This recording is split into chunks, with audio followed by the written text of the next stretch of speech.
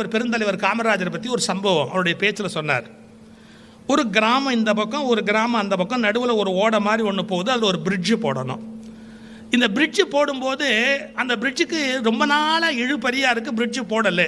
இந்த பிரிட்ஜு போடலைன்னா ஜனங்க 5 மைல் சுற்றி போக வேண்டியிருக்கு. அதை பெருந்தலைவர்கிட்ட சொல்கிறாங்க, ஏன் என்ன பிரச்சனைங்கிறேன் அப்படின்னு கேட்குறாரு. இல்லை, இந்த பார்டர் இதோட முடியுது, எது இந்த கிராம பஞ்சாயத்தோட பார்டர் இதோட முடியுது, அந்த கிராம பஞ்சாயத்தோட அந்த பார்டர் அதோட முடியுது. இந்த ஆறு யாருக்கு அந்த இடத்துலன்னு தெரியல, அதனால அங்கே எப்படி பாலம் போடுறதுன்னு புரியலன்னா ஒரே இந்த கல்லை தூக்கி அந்த பக்கம் போட வேண்டியது தானே. இங்கே போட்டிருக்கிற எல்லை கல்லுன்னு இந்த கல்லை தூக்கி அங்கே போட்டு ஒரு ரெசல்யூஷன் போட வேண்டியது தானே. அது வரைக்கும் இதோட எல்லைன்னு தீர்மானம் போட்டால் விஷயம் முடிஞ்சு போச்சு இல்லை.